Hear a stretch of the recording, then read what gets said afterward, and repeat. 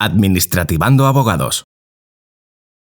Buenos días, soy Blanca Sánchez. Es un honor darles la bienvenida a este webinar de Administrativando Abogados, que lleva por título Claves del procedimiento administrativo sancionador. Y mientras se van incorporando todas las personas a las que agradecemos su presencia hoy con nosotros, voy a ir indicándoles algunas cuestiones técnicas. En primer lugar, les rogaríamos que tuvieran sus micrófonos y cámaras apagados para facilitar la actuación, la actividad del ponente.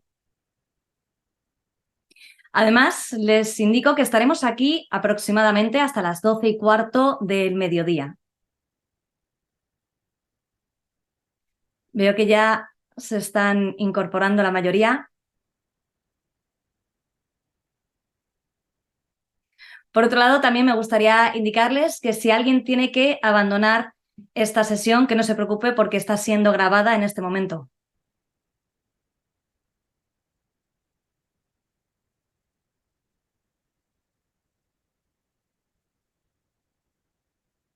Pues vamos a ir ya comenzando este webinar, como les decía, claves del procedimiento administrativo sancionador, porque como saben ustedes, el sistema legal vigente dota a las administraciones públicas de algunos poderes jurídicos para que éstas puedan llevar a cabo sus actuaciones de manera que puedan satisfacer el interés general. Y como bien saben ustedes, que si están hoy aquí, serán como nosotros, que tienen pasión por lo público y pasión por lo jurídico. Estos poderes, en realidad, los conocemos como potestades de la administración. Una de ellas es la potestad sancionadora, que es de la que nos va a hablar nuestro ponente de hoy. Tenemos con nosotros a Javier Guillén Caramés. Buenos días. Hola, buenos días. ¿Qué tal, Javier? Muchas gracias por estar con nosotros. A vosotros.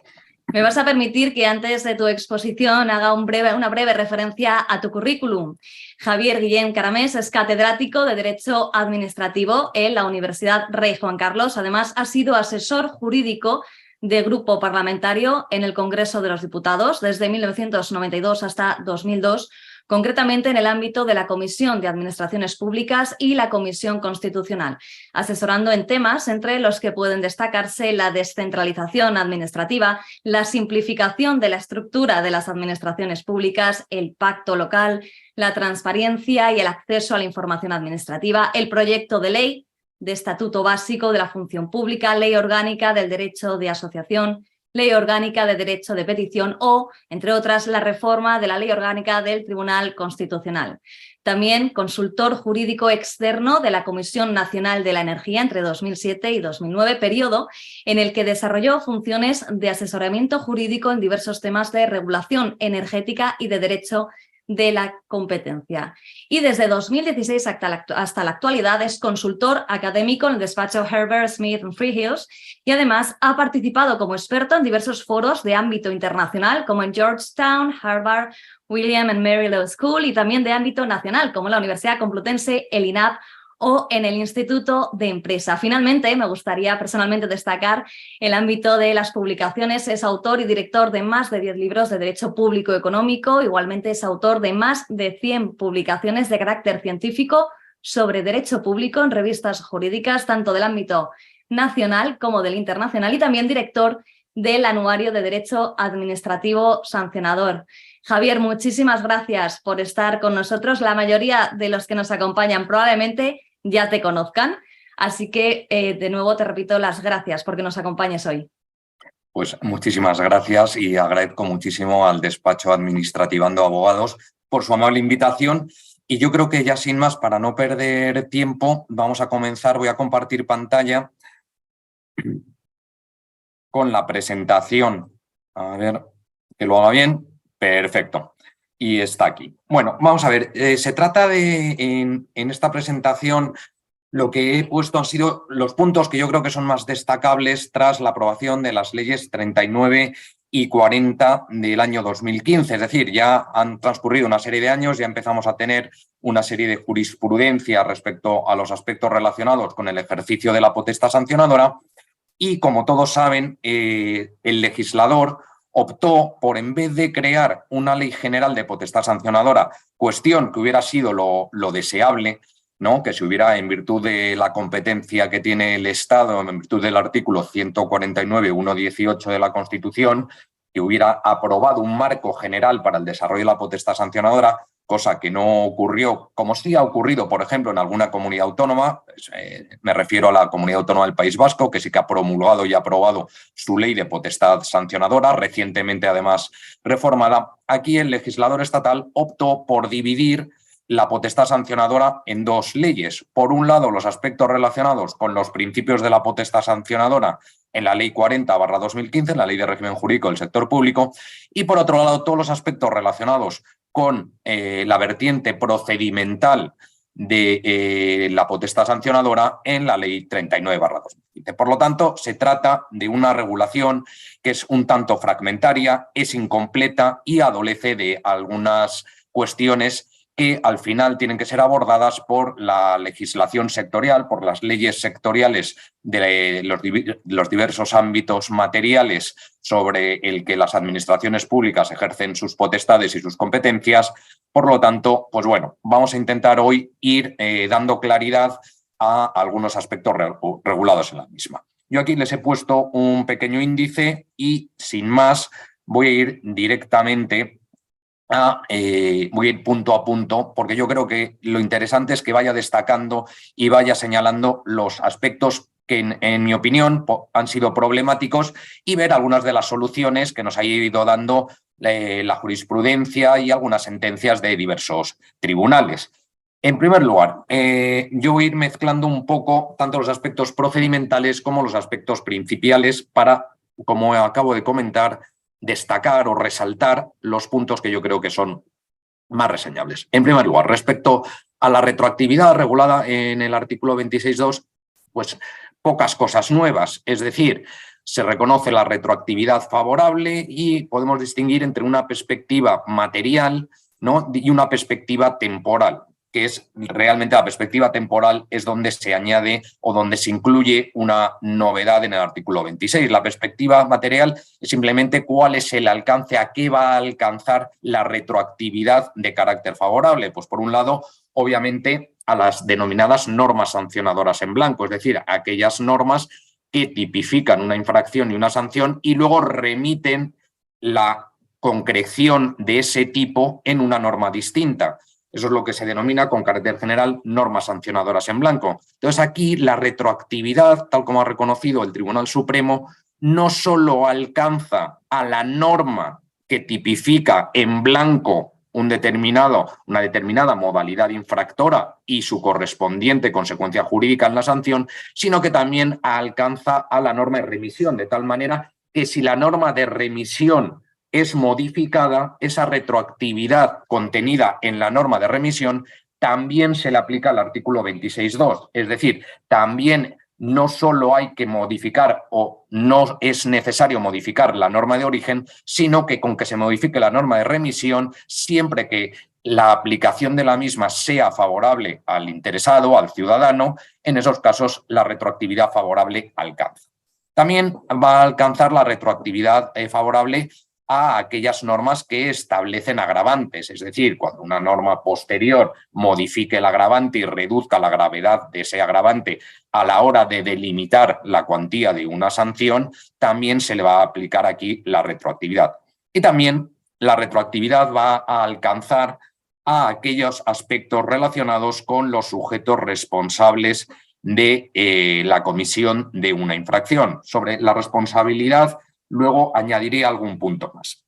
Desde la perspectiva temporal, obviamente, la retroactividad, aquí en el artículo 26 de la Ley 40, establece que alcanza tanto a las sanciones pendientes de cumplimiento cuando entre en vigor la nueva norma favorable. ¿Qué quiere decir esto? Que alcanza no solo a aquellas sanciones que se han cumplido voluntariamente, pero que no son firmes. Por ejemplo, imagínense que alguien ha procedido al pronto pago de una sanción y posteriormente lo impugna en el contencioso administrativo y solicita medida cautelar de suspensión. En ese caso, si se le concede la medida cautelar de suspensión, la sanción no sería firme, estaría suspendida y por lo tanto no se puede ejecutar. Por lo tanto, si en el ínterin de ese procedimiento judicial se aprueba una nueva norma que produce efectos favorables al interesado en ese procedimiento sancionador, esa retroactividad alcanza. Y también alcanza a aquellas sanciones ejecutadas con carácter forzoso, pero que tampoco sean firmes porque hayan podido ser impugnadas en vía contencioso administrativa y todavía no haya tampoco sentencia firme. Por lo tanto, respecto a la retroactividad, yo creo que estos son los puntos en la actualidad que podemos destacar. En segundo lugar, respecto a los sujetos responsables, a la responsabilidad, en el artículo 28 de la Ley 40 se exige que la responsabilidad, que es de naturaleza y de carácter personal, aunque luego veremos que este carácter, la personalidad de las sanciones se ha extendido, ha habido una interpretación un tanto amplia, sobre todo cuando nos referimos a las personas jurídicas, se exige dolo o culpa, se eliminó el título de mera inobservancia o de mera negligencia. En esos casos se ha suprimido, tal y como venía recogido con carácter general en la Ley 30/1992. Por lo tanto, se exige que para que el sujeto sea responsable por la comisión de una infracción, medie dolo o bien culpa. Además, se clarifica un poquito la figura de los sujetos responsables, es decir, se habla de que los sujetos responsables son tanto las personas físicas como las personas jurídicas. Aquí hay un debate que voy introduciendo porque igual también puede ser de interés para todos ustedes, que es el de la posibilidad, ya si se puede sancionar a una persona jurídica, aquí nos estamos refiriendo no solo a una persona jurídico-privada, es decir, a una sociedad privada, a una empresa, a una persona física, sino también la posibilidad de sancionar a una administración pública, es decir, a una persona jurídico-pública. Es decir, se prevé la posibilidad de que las administraciones públicas puedan cometer infracciones y además puedan ser sancionadas por ellos, sin perjuicio de que, en mi opinión, a mí es el tipo de la fórmula, es decir, si bien la ley habilita para que se pueda sancionar a las administraciones públicas, a mí no me parece que sea una fórmula idónea. Si me da tiempo, luego posteriormente explicaré el por qué no me parece una figura idónea. Y también, respecto a los sujetos responsables, se prevé la posibilidad de que cuando una ley así lo establezca, la posibilidad de sancionar a determinados entes o grupos que carecen de personalidad jurídica. Por ejemplo, las uniones temporales de empresa o, por ejemplo, los fondos de inversión. Pero recuérdese que para que eso sea posible es necesario que las leyes sectoriales recojan la posibilidad de sancionar a este tipo de sujetos que carecen de personalidad jurídica de forma expresa. Si no, solo con lo establecido en la Ley 40/2015 no resulta suficiente para poder sancionar de forma directa a este tipo de grupos que carecen de personalidad jurídica. Es decir, tiene que haber una ley que lo reconozca expresamente dicha posibilidad.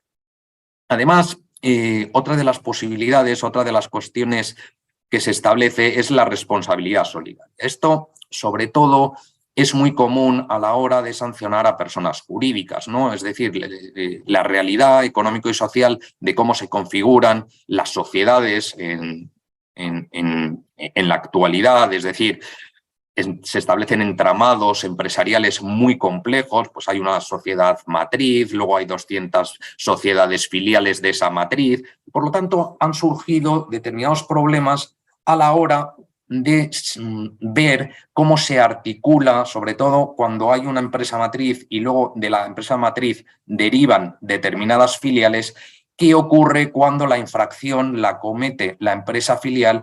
Es decir, si esa infracción alcanza también la responsabilidad solidaria a la empresa matriz. Y aquí, en distintos ámbitos materiales, especialmente todo derivado del derecho de defensa de la competencia, se ha establecido esa responsabilidad solidaria por las infracciones cometidas por una filial, alcanza también a la matriz, lo cual tiene cierta lógica, ¿no? Es decir, una empresa matriz podría verse tentada a que si sancionan a una filial, a disolver esa filial, de tal manera que quedaría exenta de responsabilidad ese conjunto, ese grupo empresarial, por decirlo de una manera.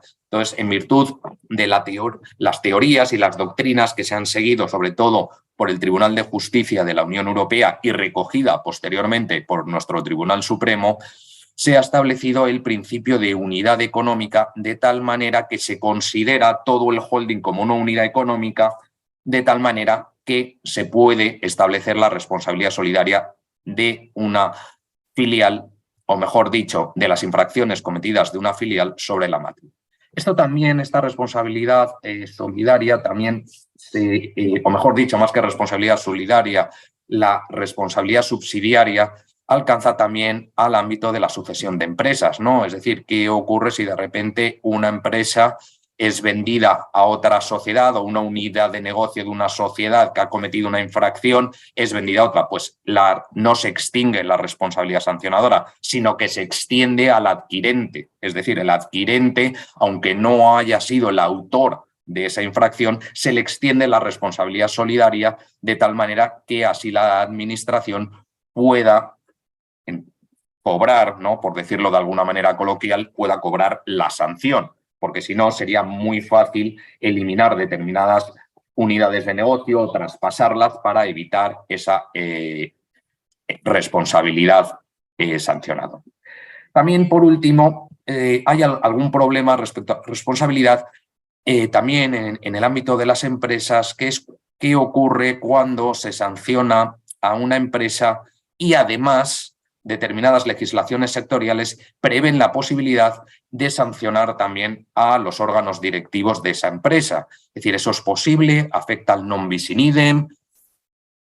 El Tribunal Supremo, con carácter general, cuando las leyes sectoriales han delimitado esa responsabilidad sancionadora de los directivos, aparte de la responsabilidad sancionadora de las empresas, el Tribunal Supremo lo ha reconocido y ha dicho que no hay non bis in idem porque normalmente las leyes sectoriales lo contemplan como una sanción accesoria, de tal manera que no se produce la triple identidad de sujetos, hechos y fundamentos y se distingue los sujetos cuando actúan como directivos o representantes legales de una empresa de la actuación de la empresa per se. ¿De acuerdo? Una cosa que es conflictiva, que yo creo que todavía va a tener un cierto recorrido jurisprudencial, pero hasta la fecha la jurisprudencia del Tribunal Supremo sí que establece esa posibilidad de sancionar a los directivos de las empresas, aparte o como sanción accesoria a la sanción principal que se impone a las empresas. Esto también ocurre y ha ocurrido también respecto a directivos públicos, es decir, a altos cargos que han sido sancionados directamente por actuaciones que han realizado y que no se han imputado a la administración, sino se han imputado directamente al alto cargo, al órgano en el que se integra, lo cual produce problemas, o a mí me genera problemas desde el punto de vista de legalidad, porque, como todos ustedes saben, los órganos de una administración pública no tienen personalidad jurídica, por lo tanto, los actos que ellos realizan se imputan a la persona jurídica en la que se integran, que es la administración pública. Luego, posteriormente, la administración pública podrá repetir contra esos actos, contra esos órganos, contra los actos dictados por esos órganos, pero hasta la fecha, por ahora, esto no ha quedado del todo claro, ni de todas formas, ni ha sido solucionado, por si hay algunas cuestiones pendientes de casación ante el Tribunal Supremo. Pasamos al siguiente punto.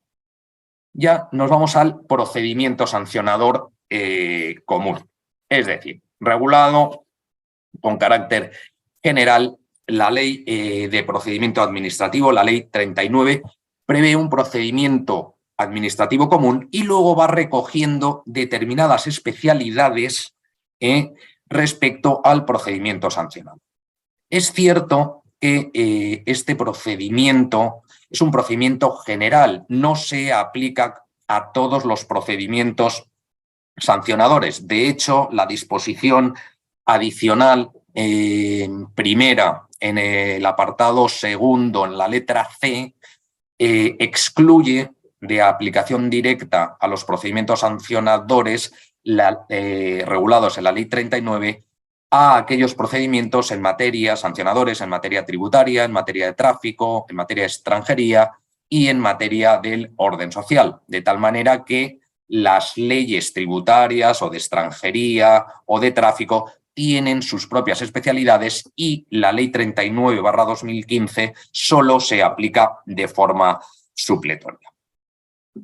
Se derogó expresamente el famoso REPEPOS, el Reglamento para el ejercicio de la potestad sancionadora de las administraciones públicas, y además se ha limitado en el artículo 1, en el apartado segundo de la Ley 39, el ámbito de desarrollo reglamentario, que se limita a establecer cuáles son los órganos competentes para ejercer la potestad sancionadora, a los plazos, a los plazos que pueden tener los procedimientos, a la forma de iniciación y terminación y a los informes que se pueden recabar en el ejercicio de la potestad sancionadora.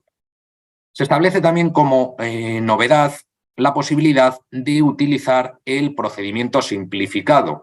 Como todos ustedes saben, hay en el artículo 96 de la Ley 39 se establece la posibilidad de regular un procedimiento simplificado. Este se concreta solo para la comisión de infracciones leves, tiene que ser resuelto en 30 días desde que se notifica al interesado, y las fases, y aquí me detendré un minuto en un punto que yo creo que es crucial, las fases que establece este procedimiento simplificado es el acuerdo de solicitud de iniciación, hay una fase de subsanación, posibilidad de hacer alegaciones en 5 días, y la audiencia y los informes preceptivos para posteriormente proceder a la terminación de ese procedimiento simplificado de carácter sancionador. Sin embargo, no se prevé la posibilidad de la realización de prueba. ¿Quiere decirse con ello que en un procedimiento simplificado no se puede solicitar prueba o no se puede practicar prueba? Yo entiendo que sí. Yo creo que esta ha sido simplemente una omisión del legislador, pero que ni mucho menos se puede omitir el periodo de prueba si alguna de las partes así lo solicita, porque si no se produciría una vulneración del artículo 24 y se podría producir indefensión, lo cual podría conllevar la nulidad de la resolución administrativa, porque como todos ustedes saben, es causa de nulidad de pleno derecho en virtud del artículo 47.1a de la Ley 39, la vulneración de cualquier derecho y libertad fundamental, entre los cuales, como todos sabemos, se encuentra el derecho de defensa. También cabe o se ha planteado si cabe en un procedimiento sancionador la tramitación de urgencia. Como todos saben, en un procedimiento administrativo de naturaleza no sancionadora cabe la tramitación de urgencia, que fundamentalmente consiste en la reducción de los plazos a la mitad. Entonces, lo que se ha planteado, porque la Ley 39 no dice nada respecto a si este procedimiento de urgencia se puede utilizar en procedimientos de naturaleza sancionadora, y yo entiendo que sí que podría utilizarse. ¿Por qué? Porque el procedimiento de urgencia lo que se necesita o lo que se precisa es que haya una razón de interés público o una razón de interés general. Es cierto que no va a ser lo común en un procedimiento sancionador que haya esa razón de urgencia, de interés general, que requiere que haya una tramitación de urgencia de un procedimiento sancionador. Pero podría ocurrir en determinadas circunstancias y en determinados momentos sí que podría ser necesario o se podrían alegar razones de interés general para la tramitación de un procedimiento de urgencia. Lo que sí es cierto es que habría que motivarlo adecuadamente por parte del órgano sancionador o por parte del órgano que incoa e instruye el procedimiento sancionador, cuáles son las razones que llevan a que se declare que ese procedimiento sancionador es de urgencia. Siguiente punto que yo quería tocar. El acuerdo de iniciación del procedimiento, que se establecen algunas especialidades en los artículos 63 y 64. Con carácter previo al acuerdo de iniciación, permítanme que haga simplemente una mera alusión a lo que se denominan las alegaciones previas, o con mayor naturalidad o con mayor generalidad, debería decir, en los procedimientos sancionadores, el periodo de información reservada. ¿Qué es esto del periodo de información reservada? En muchísimas ocasiones, con carácter previo al inicio o a la incoación de un procedimiento sancionador, la administración tiene conocimiento de determinados hechos, bien por denuncia, bien ahora, por ejemplo, cada vez es más común por el empleo de algoritmos y de la inteligencia artificial, de determinados hechos cometidos por determinados sujetos que presuntamente pueden tener indicios de haberse cometido una infracción. Bueno, ese periodo de información reservada es un periodo en el cual la administración lo que va a hacer es ver y comprobar si esos hechos tienen o son suficientemente razonables o presentan los indicios suficientemente razonables de que presuntamente un sujeto ha cometido una infracción. En ese periodo de información reservada, pues la administración puede realizar todo tipo de actuaciones, puede hacer requerimientos de información, puede realizar inspecciones, puede incluso adoptar algún tipo de medida cautelar en ese periodo de información reservada. Lo único que yo creo que es importante destacar del periodo de información reservada es que la información reservada no tiene naturaleza procedimental, no es un procedimiento salvo en aquellas leyes sectoriales que sí lo prevén, por ejemplo, en el ámbito tributario, ¿vale? Que el periodo de información reservada sí que puede tener naturaleza procedimental, pero en el resto no tiene naturaleza procedimental y, por lo tanto, no hay un plazo definido y concreto para el desarrollo de esa información reservada. Bueno, si como consecuencia de esa información reservada hay indicios de que presuntamente se han cometido una infracción, entonces la administración, el órgano competente, lo que va a hacer es el acuerdo de iniciación regulado con carácter general en el artículo 64.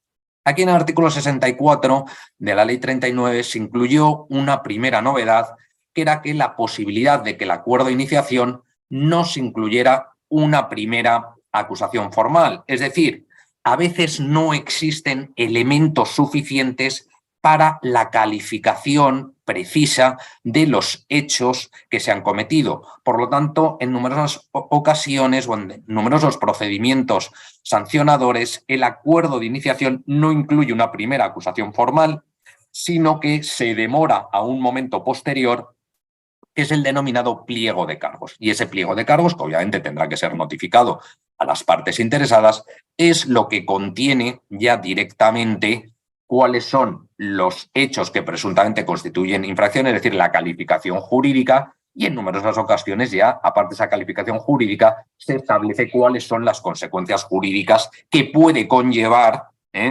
la presunta comisión del hecho que se considera infracción. Un simple punto que también, vamos, yo doy por hecho que todos ustedes lo saben, pero creo que a veces es importante recordarlo, y es que los procedimientos sancionadores se inician siempre de oficio por la administración, ¿de acuerdo? Nunca es un procedimiento iniciado a instancia del interesado, siempre es un procedimiento iniciado de oficio, de tal manera que cuando un procedimiento sancionador se inicia en base a una denuncia, porque un sujeto, una persona, una empresa ha denunciado unos hechos, eso no significa que el procedimiento se inicie por un interesado, sino que el denunciante lo único que hace es poner unos hechos en conocimiento de la administración y la administración es la que decide si incoa o no incoa el procedimiento, es decir, si inicia o no inicia ese procedimiento sancionador. ¿De acuerdo? Otro de los aspectos también importantes es que el instructor del procedimiento, recuerden que la fase de instrucción y la fase de resolución se atribuye a dos órganos separados, uno es el órgano que instruye y otro el órgano que resuelve, esto proviene de la jurisprudencia del Tribunal Constitucional. El instructor en cualquier momento puede finalizar el procedimiento administrativo sancionador por diversas causas. Una, porque no exista la infracción, porque de repente, al final, determinados hechos quede probado que no constituyan una infracción administrativa, en cuyo caso el instructor ahí puede finalizar el procedimiento sancionador. Segundo, que los hechos no resulten acreditados, que no se haya podido acreditar mediante prueba, con los elementos, con la prueba de cargo suficiente, que determinados hechos constituyen una infracción administrativa. O, por ejemplo, que no se haya podido identificar al responsable de la comisión de la infracción. Esto sería otra cuestión en virtud de la cual el instructor puede finalizar ahí el procedimiento. o que se descubra que ha prescrito la infracción. En ese caso, también podría conllevar la posibilidad de que el instructor finalizara desde ese mismo momento la continuación del procedimiento sancionador. Aquí lo que se plantea es, ¿se puede iniciar un nuevo procedimiento sancionador en el caso de que el instructor finalice el procedimiento? Pues yo creo que va a depender del supuesto de la causa en virtud de la cual el instructor haya finalizado el procedimiento. Es decir, si no se ha identificado, por ejemplo, en el supuesto de que no se ha identificado al responsable, sí que se podrá iniciar un nuevo procedimiento, siempre y cuando no haya prescrito la infracción. Es decir, es posible que posteriormente se identifique al sujeto que era responsable de la infracción y siempre que la infracción no haya prescrito, en esos casos se podría volver a iniciar un procedimiento sancionador contra el sujeto al que se le considera responsable de la comisión de la infracción. En otros supuestos parece que sería más cuestionable la posibilidad de iniciar un nuevo procedimiento sancionador. Es decir, si se ha decidido que un hecho probado no constituye infracción, ahí es decir, en procedimiento administrativo no hay la fuerza de cosa juzgada, ni mucho menos, ¿no? Pero sí que se podría entender que ya esa decisión adoptada por la administración vincula a la propia administración de tal manera que no debería iniciarse un nuevo procedimiento. Además, aquí, es decir, en la actualidad, sobre todo en muchísimos procedimientos sancionadores, se está introduciendo el principio de buena fe en el actuar de la administración y el correlativo derecho a una buena administración que tiene el ciudadano, de tal manera que en más de una ocasión se están declarando nulos determinados procedimientos sancionadores porque se ha vulnerado el derecho a la buena administración que tienen los ciudadanos. Siguiente punto que vamos a abordar es el relacionado con el principio de proporcionalidad.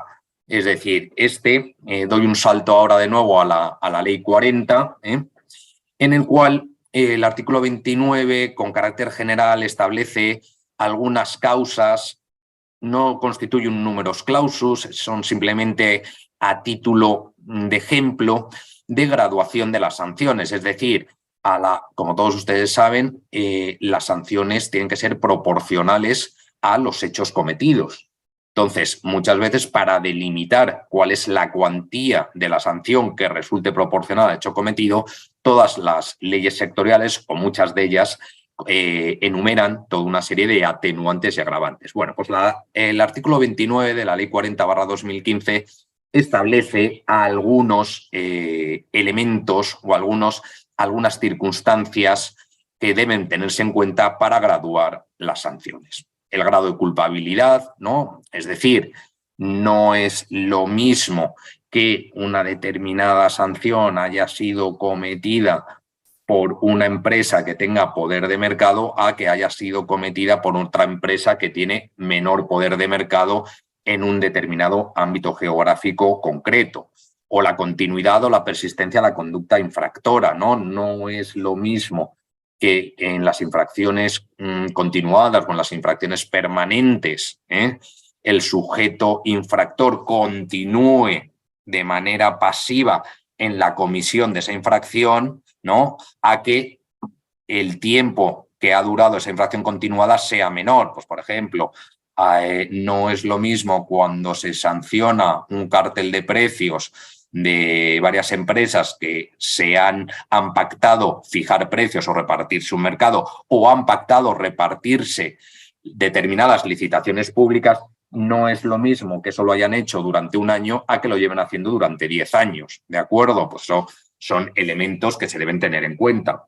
Se elimina también la reiteración. Antes, y esto había suscitado algunos problemas a la hora de distinguir entre reiteración en la conducta infractora de la reincidencia en una conducta infractora. Bueno, pues ahora directamente, como no estaban claros los límites de una figura y de la otra figura, se ha eliminado la figura de la reiteración y se mantiene la figura de la reincidencia cuando son infracciones de la misma naturaleza y respecto a resoluciones que sean firmes en vía administrativa, es decir, cuando se ha reincidido, cuando se ha cometido más de una infracción de la misma naturaleza en un ámbito temporal concreto, que normalmente viene delimitado por las leyes sectoriales, ahí se produce la reincidencia, que constituye normalmente un agravante. Pues se pasa de infracción leve a infracción grave, o de infracción grave a infracción muy grave cuando haya esa reincidencia.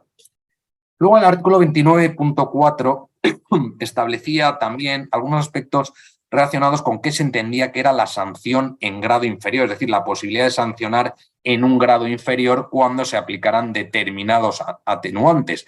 La sanción en un grado inferior, ¿qué quería decir? Que se pasaba de sanción grave a leve o de sanción muy grave a grave, o que otra interpretación que podía entenderse era si una sanción, el umbral de la sanción es de 100 euros a 1.000 euros, pues que sea el grado inferior era el de 100 euros. Bueno, con carácter general parece que la jurisprudencia ha ido delimitando que cuando hablamos de sanción en grado inferior, el grado se refiere a pasar de grado grave a leve o de grado muy grave a grave. Eso con carácter general parece que es lo que determinadas sentencias han ido delimitando en el ámbito del ejercicio del principio de proporcionalidad en el ámbito sancionador. Siguiente punto. El tema de la ejecutividad de las sanciones reguladas en el artículo 90.3 de la Ley 39/2015, que aquí también es una novedad que se introdujo. Con carácter general, como todos ustedes saben, un acto administrativo es eficaz desde que se dicta y desde ese mismo momento es ejecutivo.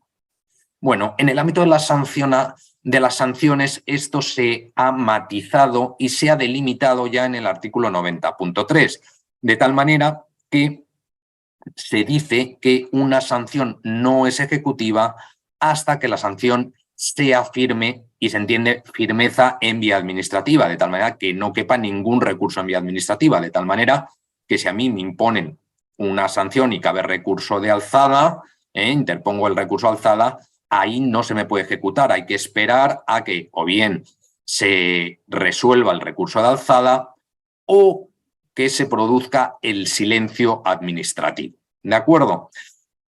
Sin embargo, o no obstante, lo dicho, también la ejecutividad de la sanción se prorroga en el tiempo en el caso de que cuando la sanción sea firme en vía administrativa, yo decida interponer un recurso contencioso administrativo. En ese caso, si yo le comento a la administración o al órgano que me ha impuesto la sanción que voy a recurrir en vía contencioso administrativa, en ese caso se suspende la ejecución de la sanción. Es decir, en el caso de que sea una sanción pecuniaria, no me pueden ejecutar la misma, no pueden cobrar la sanción, no me pueden embargar una cuenta en el caso de que yo no haya pagado, sino que hasta que no transcurra el plazo en virtud del cual yo puedo interponer el contencioso, que normalmente será de 2 meses, si el acto era expreso, hasta que no transcurran los 2 meses no se va a poder ejecutar. Si yo en ese plazo de 2 meses interpongo el contencioso administrativo, ahí también se va a suspender la ejecución de la sanción si yo en mi escrito de interposición del contencioso administrativo solicito la suspensión de la misma como medida cautelar. Es decir, en el escrito de interposición solicito medida cautelar de suspensión. En ese caso, la administración tampoco me puede ejecutar la sanción hasta que el juez se pronuncie acerca de la medida cautelar. Si me concede la medida cautelar, pues entonces se suspende la ejecución de la misma, y si no me concede la medida cautelar de suspensión, en esos momentos será cuando la administración ya pueda proceder a ejecutar dicha sanción administrativa. Esta es una de las novedades que el artículo 90.3 de la Ley 39 ha incluido y que debe tenerse en cuenta respecto a la ejecución de las sanciones, que es una especialidad respecto a la regla general de la ejecutividad de las sanciones propiamente dichas. Bueno, siguiente punto para ir avanzando. El tema de la prescripción, otro elemento sobre todo cuando se fija el dies aquae. Con carácter general viene regulado en el artículo 30 de la Ley de Régimen Jurídico, que se aplica con carácter supletorio a las leyes sectoriales. Es decir, casi todas las leyes sectoriales tienen sus propios plazos de prescripción, pero en aquellas leyes sectoriales que no establezcan un plazo de prescripción o no delimiten el plazo de prescripción, se aplica directamente el artículo 30.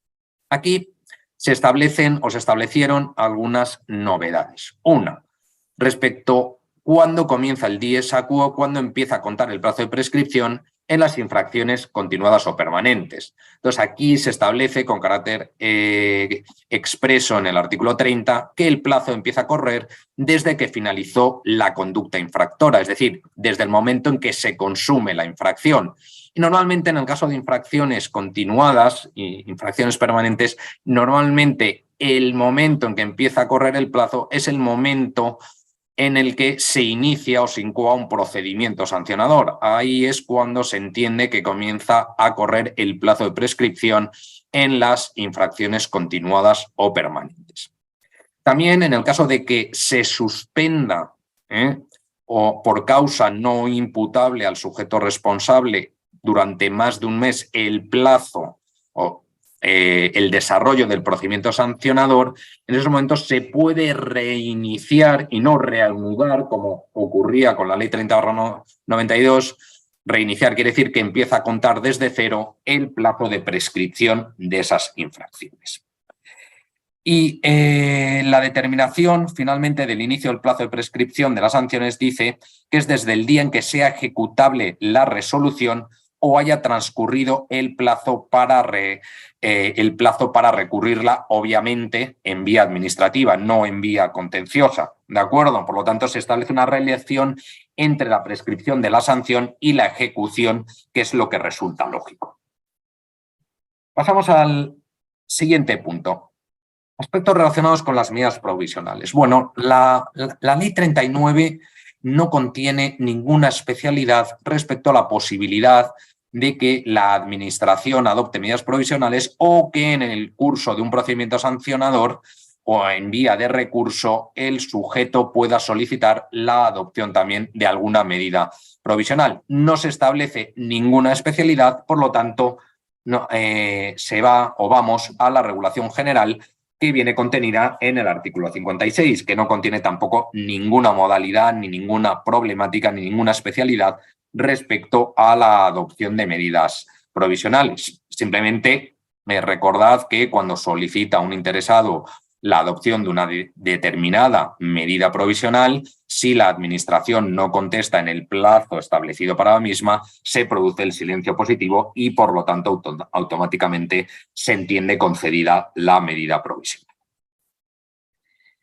Otro aspecto que yo creo que es importante en los procedimientos sancionadores, y como decía antes, era la figura del denunciante regulada en el artículo 62 de la Ley 39 y los programas de clemencia. ¿Qué es esto? Bueno, como he dicho antes, que un sujeto denuncie unos determinados hechos a una administración no implica que la administración tenga que incoar un procedimiento sancionador, porque, como he reiterado, los procedimientos sancionadores se inician de oficio.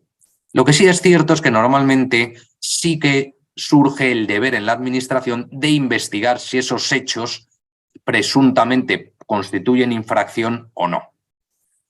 Ello significa que cuando un sujeto denuncia esos determinados hechos, la administración, lo normal es que inicie unas actuaciones preliminares o un periodo de información reserva, para que, en el caso de que sí que sean ciertos esos hechos y presuntamente puedan constituir una infracción administrativa, se incoe el procedimiento.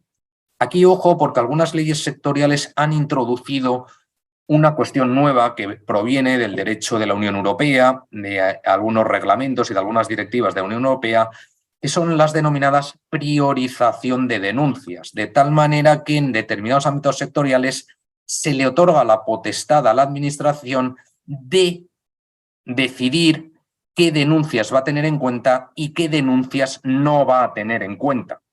Con carácter general he dicho que cuando se denuncia unos determinados hechos, surge el deber y la obligación de la administración de investigar esos hechos. Bueno, pues en determinados ámbitos sectoriales, sobre todo en la actualidad, en el ámbito del derecho a la competencia, se le da la posibilidad, en este caso, a la Comisión Nacional de los Mercados y de la Competencia y a las autoridades autonómicas de competencia, en aquellas comunidades autónomas que existan, la posibilidad de priorizar denuncias, lo cual va a significar que va a seleccionar aquellas denuncias que para las autoridades de competencia sean más relevantes de cara al inicio de un procedimiento sancionador. Aquí, como decía también, el denunciante no adquiere o no tiene la condición de interesado por el mero hecho de ser denunciante. Distinto será que si el denunciante además tiene algún derecho que se va a ver afectado o algún interés legítimo que se va a ver afectado, pueda ser denominado denunciante cualificado y adquirir la condición de interesado en ese procedimiento sancionador. Pero si no, por el mero hecho de denunciar, no se adquiere la condición de interesado.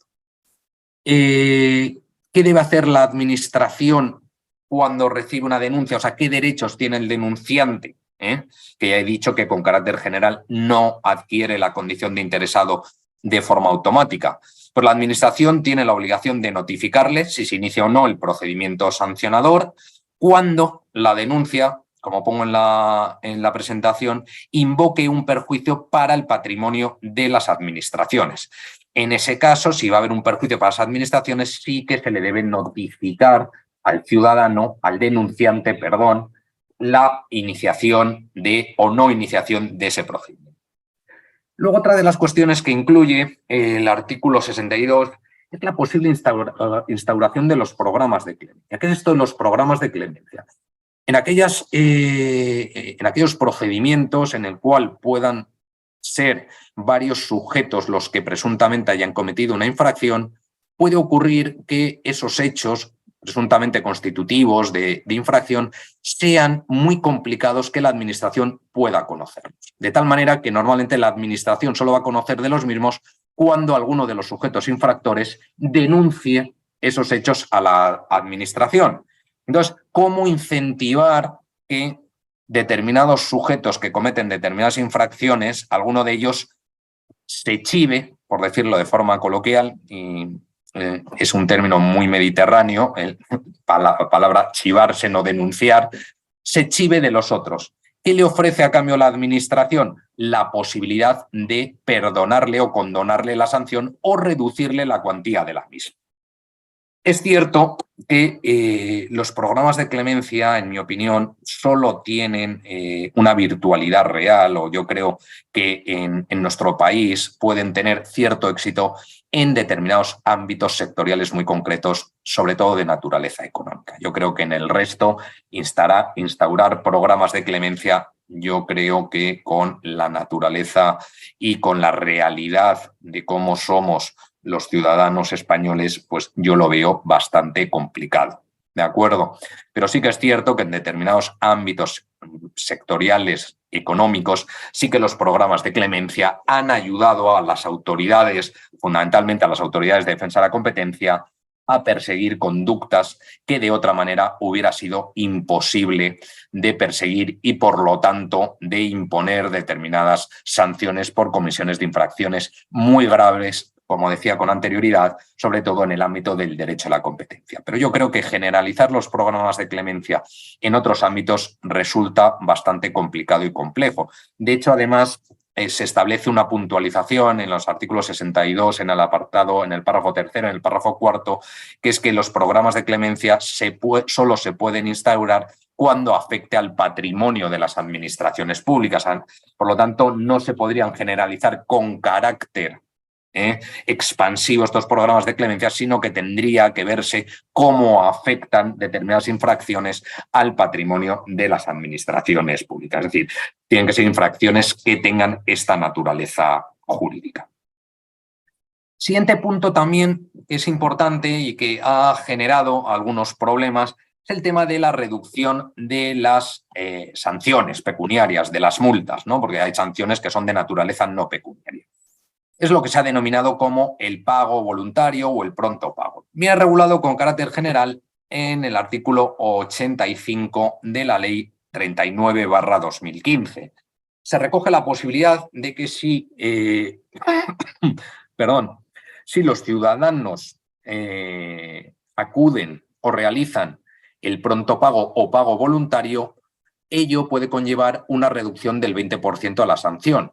Y además, si se produce el reconocimiento de la responsabilidad sancionadora, además puede conllevar un 20% más y se puede acumular, de tal manera que en los casos en los que yo reconozca mi responsabilidad sancionadora y además pague, me acoja al pronto pago, podría tener como mínimo un 40% de reducción, sin perjuicio de que las normas reglamentarias de determinados ámbitos sectoriales puedan incrementar esa reducción.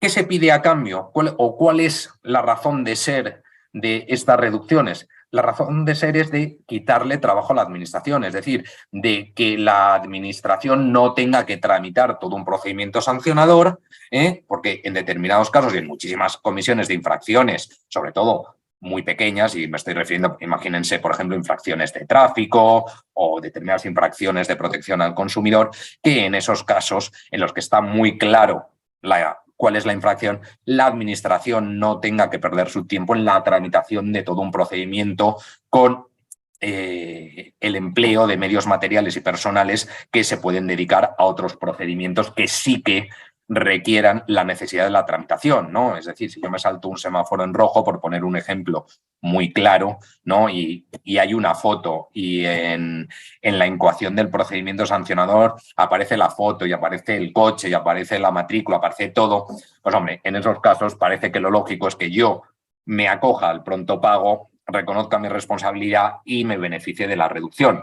Pero a cambio la administración que me pide es la renuncia al ejercicio de cualquier acción o recurso en vía administrativa. Es decir, yo a cambio de ello renuncio a interponer un recurso de alzada o un recurso potestativo de reposición cuando así tenga lugar.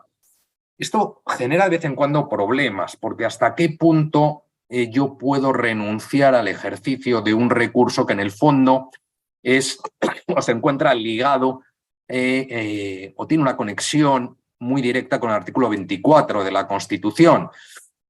Yo creo que si me acojo al pronto pago, obviamente la ley, y así lo establece, me obliga o me impone el deber de renunciar al ejercicio de esa acción en vía administrativa, ¿no? Luego yo posteriormente podría ir a un contencioso administrativo, eso no me lo impide, ¿no? Ese es el límite que pone para no vulnerar el artículo 24 de la Constitución. Pero también es cierto que yo en un momento dado puedo haberme acogido al pronto pago o puedo haber reconocido mi responsabilidad o las dos cosas e interponer un recurso a alzada. En ese caso yo creo, o un recurso administrativo, en esos casos yo creo que no me podrían inadmitir el recurso, pero en ese caso sí que me obligarían a tener que pagar el quantum total de la sanción. Es decir, aquella parte que yo me había beneficiado en este caso no me podría beneficiar y tendría que pagar este 40% de reducción posteriormente. También otra de las cuestiones que se ha planteado en el tema de las reducciones de la cuantía de la sanción es si debe dictarse resolución expresa para terminar el procedimiento sancionador o no. En estos casos se distingue en virtud de si ha habido reconocimiento, si la reducción es por reconocimiento de responsabilidad o solo cuando ha habido un pronto pago. Porque el artículo 85 solo establece que o equipara el pago voluntario, el pronto pago, a la terminación del procedimiento. Por lo tanto, en esos casos parece que no debería ser necesario una resolución, una declaración de la Administración estableciendo o declarando la terminación de ese procedimiento. Mientras que en el caso de que solo haya habido el reconocimiento de la responsabilidad, en ese caso sí que tiene que haber una declaración expresa por parte de la Administración declarando la terminación de ese procedimiento administrativo sancionado.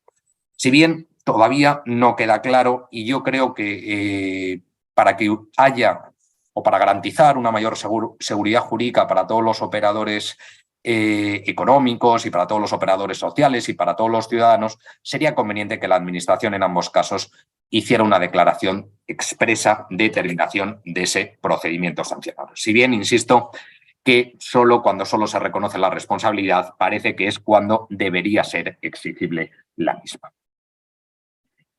Respecto a la caducidad, bueno, aquí recuerden que en los procedimientos sancionadores la falta de resolución en plazo del procedimiento produce la caducidad del mismo. Aquí lo que siempre se ha planteado es, ¿puede la administración iniciarme un nuevo procedimiento sancionador? Pues la regla general, o lo que hasta la fecha se ha venido siempre defendiendo y sosteniendo por el Tribunal Supremo, es que si la infracción no había prescrito, se me podía iniciar un nuevo procedimiento sancionador. Mientras que si la infracción había prescrito, en ese caso, obviamente, quedo exento de mi responsabilidad sancionadora y, por lo tanto, no se me podría iniciar un nuevo procedimiento sancionador.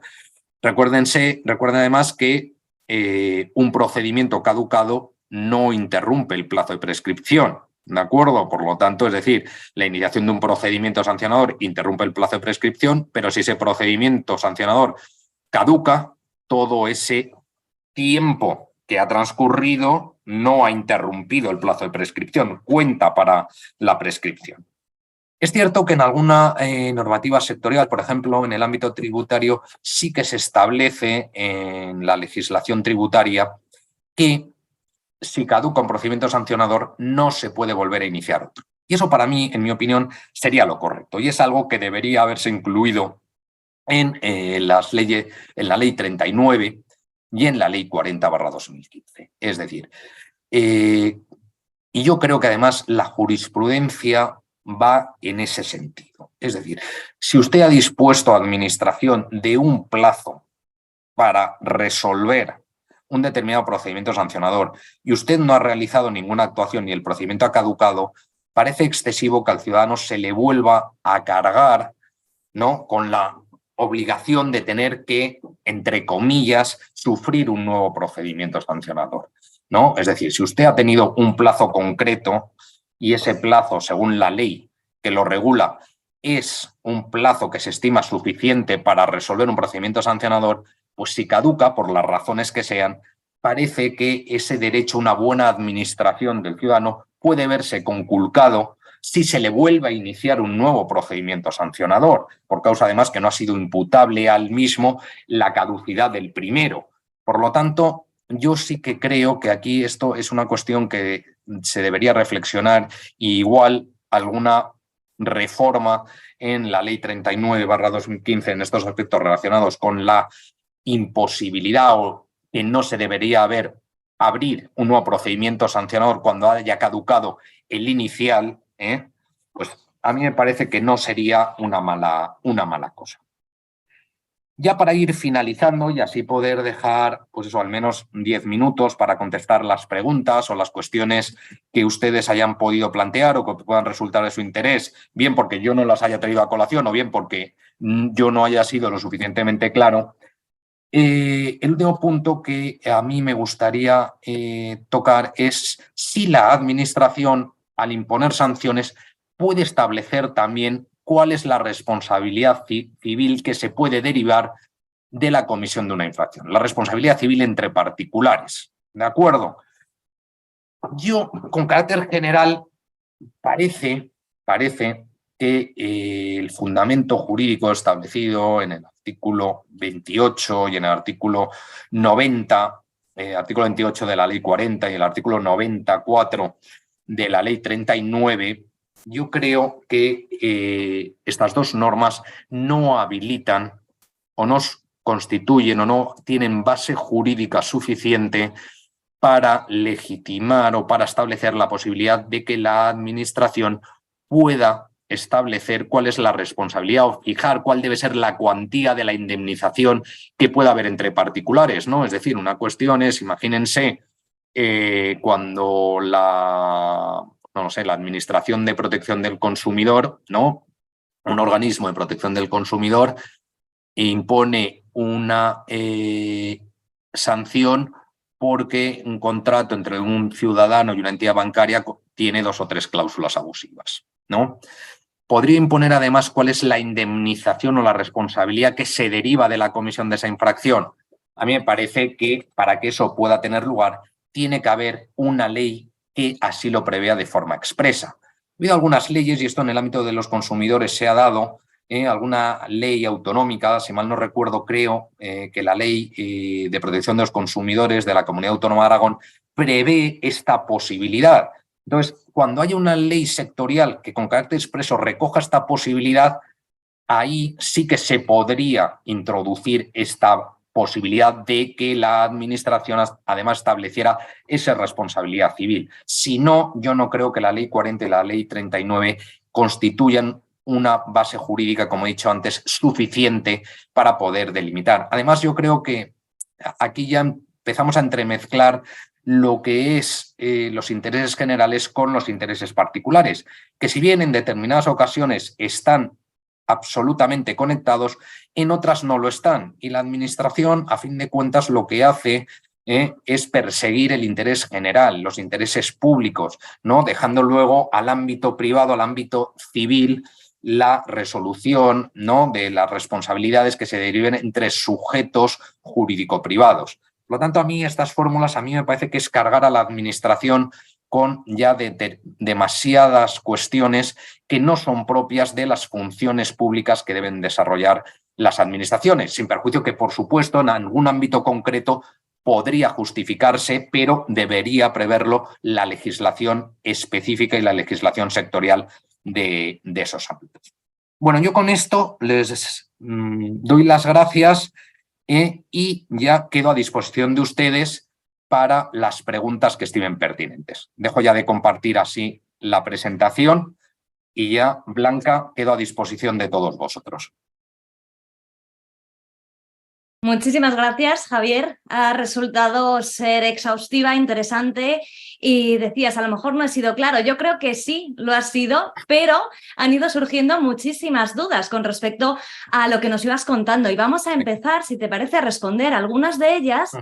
Y lo vamos a hacer por estricto orden de llegada por el chat que nos han ido escribiendo. La primera de ellas la hace Ana Zou. Muchísimas gracias, Ana. Y yo creo que se enmarca dentro del apartado de sujetos responsables, porque dice, ¿se refiere a sanciones a los órganos directivos o a los actos realizados por los propios directivos? Esa es la pregunta que realiza. Vale, depende. Es decir, claro, normalmente la razón de ser o la posibilidad de sancionar a una persona jurídica, es decir, una persona jurídica no comete propiamente la infracción, ¿no? Es decir, una persona jurídica no se salta un semáforo en rojo. Una persona jurídica no se reúne con otra persona jurídica para pactar precios. Los que lo hacen son los órganos de esa persona jurídica, que son los que tienen la capacidad para representar y para adoptar decisiones. Por lo tanto, a mí siempre me ha chocado la posibilidad de que si se sanciona a la empresa, a la persona jurídica, se pueda sancionar por ese mismo hecho a los órganos directivos y representantes de la misma. O sea, yo creo que ahí se estaría sancionando 2 veces a el mismo sujeto. Distinto es que tú puedas sancionar a los órganos directivos porque ellos hayan sido los que hayan cometido directamente la infracción y no se impute esa infracción a la persona jurídica. Eso sí que es posible, eso no hay ningún problema. A mí lo que me genera problemas desde un punto de vista del ejercicio de la potestad sancionadora es lo que te comentaba, que igual que las administraciones públicas, si un directivo, si un alto cargo de una administración pública en el ejercicio de sus potestades públicas que se imputan a la administración comete una infracción, esa es una infracción que ha cometido la administración, no el órgano de la misma. Entonces, lo mismo en lo otro.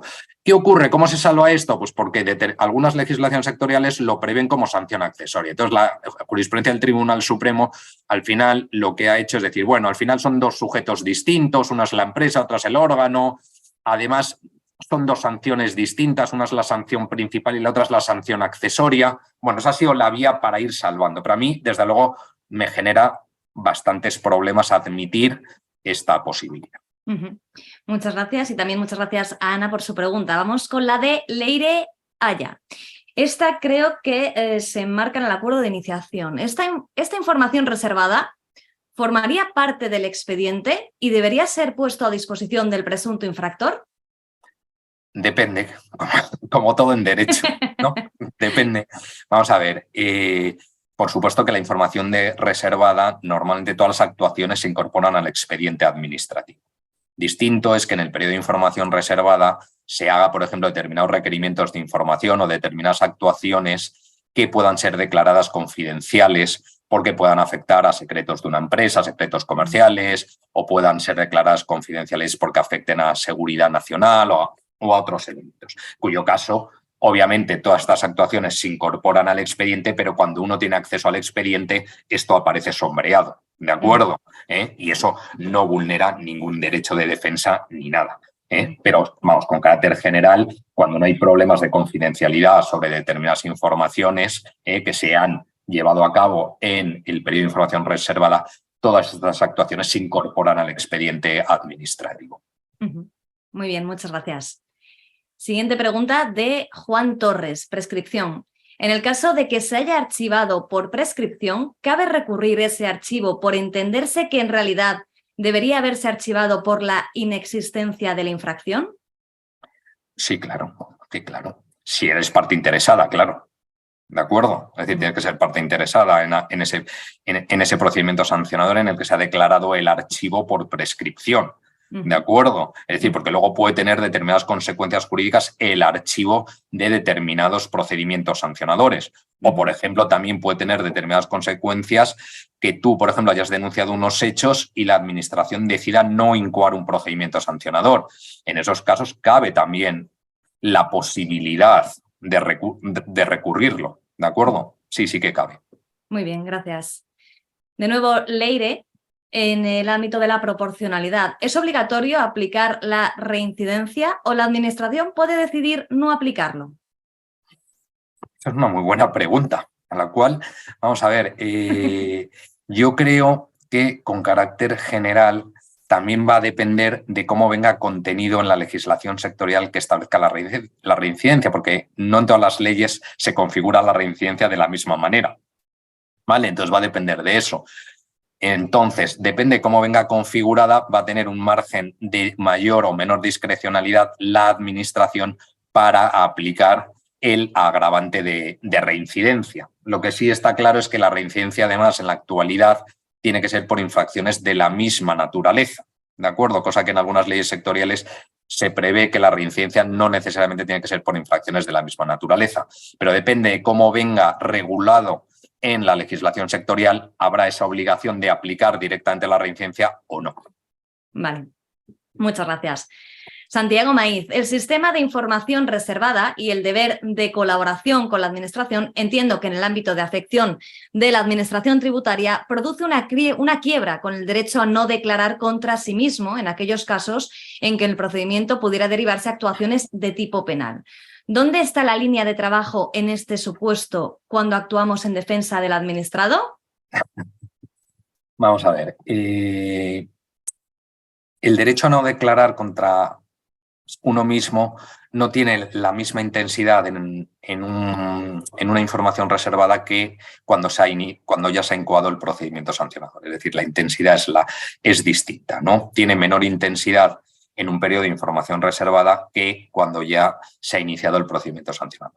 Dicho esto, en los periodos de información reservada, por supuesto que surge el derecho a no declarar contra uno mismo. Aquí el problema es cómo se produce el equilibrio entre ese derecho a no declarar contra uno mismo con el deber de colaboración que yo tengo con la administración. Es decir, ¿qué ocurre si la administración me hace determinadas preguntas y digo, mira, no, porque eso supone autoincriminarme y por lo tanto es una vulneración de un derecho fundamental, y la administración me dice, no, pero usted tiene el deber de colaborar y si no, esto igual puede constituir una obstrucción a la inspección y le pongo una sanción, ¿no? Eso es lo que ocurre, ¿no? El equilibrio entre ambos. Entonces, bueno, pues la línea muchas veces no está clara. Sí que es cierto que si te preguntan o las cuestiones que se suscitan en el ámbito de una inspección son de carácter meramente fáctico, ¿no? Normalmente sí que debes responder a las mismas, ¿vale? Porque ahí realmente no se va a producir esa autoincriminación o no se va a ver vulnerado ese derecho a no declarar, ¿de acuerdo? Otra cosa es que determinadas preguntas puedan conllevar o puedan significar que parezca que estás declarando tu responsabilidad. Entonces, frente a esas preguntas sí que directamente no prevalece el deber de colaboración sobre un derecho fundamental. Lo que pasa es que dependiendo de las inspecciones, dependiendo de qué preguntas se hagan o determinadas cuestiones, pues la línea se mueve hacia un lado o hacia otro. O sea, no depende de una casuística, pero vamos, por supuesto que sí que está el derecho a no autoincriminarse en el curso de una inspección y dentro de la información reservada. Gracias. Vamos a pasar ahora a algunas preguntas sobre la ejecutividad y sobre todo sobre los recursos. Si se recurre en apelación el auto que deniega la medida cautelar de suspensión de la ejecutividad de la sanción, ¿igualmente puede la Administración ejecutarla o debe esperar a que se dicte sentencia en segunda instancia? Nos pregunta Ariadna Estevez. Vale, o sea, es un recurso de apelación frente al auto en que te deniegan la medida cautelar. No, yo entiendo que ahí habría que esperar a que se resolviera el recurso de apelación, obviamente. Es decir, al no habiendo habido una resolución judicial que se pueda entender que es firme, en esos casos yo entiendo que tampoco se podría ejecutar la sanción en este supuesto que me estás dando hasta que se produzca la sentencia de apelación sobre la medida cautelar. Gracias, Javier. Vamos con una pregunta de Arantxa respecto a la ejecutividad de la resolución sancionadora. Si la Administración no resuelve el recurso que eventualmente se haya interpuesto en vía administrativa, esta no podrá ejecutar la sanción, ¿correcto? Vamos a ver, es decir, yo interpongo un recurso, ¿no?, en vía administrativa y se produce el silencio, ¿no? Aquí la pregunta, claro, es decir, esto es una cuestión que se ha planteado, pero todavía no ha sido, el Supremo todavía no lo ha resuelto. Yo entiendo que no, y lo explico. Es decir, ¿cómo cuando se produce el silencio negativo no hay plazo para recurrir el silencio? Por lo tanto, en esos casos no se debería poder ejecutar la sanción porque yo en cualquier momento podría interponer el contencioso administrativo. Por lo tanto, haciendo una interpretación sistemática de los preceptos de la ley, yo creo que tampoco se podría ejecutar hasta el momento que yo decida interponer el contencioso. Ya cuando yo decido interponer el contencioso, ahí ya sí que tengo que avisar a la administración y ya se aplican las normas generales, pues tengo que pedir medida cautelar de suspensión, etcétera. Pero sí que es cierto que si se produce el silencio negativo, yo creo que en esos casos no se podría ejecutar la sanción porque yo en cualquier momento puedo interponer el mismo. Pero es una cuestión que todavía no está resuelta, ¿vale? Esta es la interpretación que yo hago. Y la solución que yo daría es decir, pues hombre, si me la van a ejecutar, pues interpongo el contencioso automáticamente. ¿Vale? Gracias. Ahora vamos a pasar ya a una de denunciantes. En caso de denuncia y si la Administración no notifica al interesado la incoación o procedimiento sancionador, ¿qué información tendría ese denunciante del devenir de esa denuncia? ¿Cómo defendería sus derechos afectados? Vamos a ver, aquí habría que ver dos cuestiones. Una, si el denunciante puede tener la condición de interesado, porque si tiene los derechos afectados, entonces obviamente sí no le han notificado el inicio, porque sería parte del procedimiento sancionador. Es decir, si el denunciante además tiene la condición de interesado, es un denunciante cualificado, se tiene que notificar. En el caso de que el denunciante no se vaya a ver afectado por ningún derecho, en ninguno de sus derechos y en ningún interés legítimo, es decir, la resolución sancionadora ni le vaya a beneficiar ni le vaya a producir ningún perjuicio, en ese caso yo creo que no pasa nada si no se le notifica, más que hay, pues oye, una responsabilidad del funcionario que tiene la obligación de notificarlo, ¿no? La incoación o no, pero fuera de eso no tiene ninguna consecuencia ni ningún efecto jurídico. Gracias. Y gracias a Yolanda por su pregunta. Nos vamos a dejar alguna pregunta por el medio, vamos a saltar porque sí que me gustaría hacer una de cada una de las divisiones que has realizado tú en tu exposición y una relativa a la reducción de las cuantías de la multa que realiza un número, con lo cual no puedo decir su nombre, Vale, sin problema.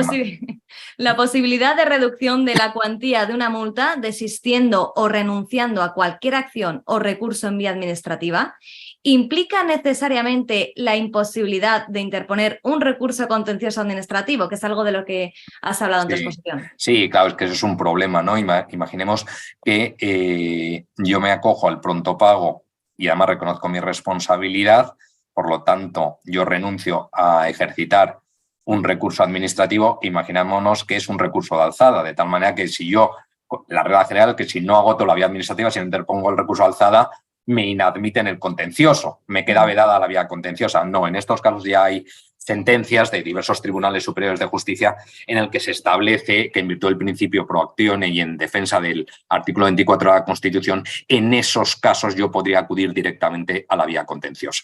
No se entendería que no he agotado la vía administrativa.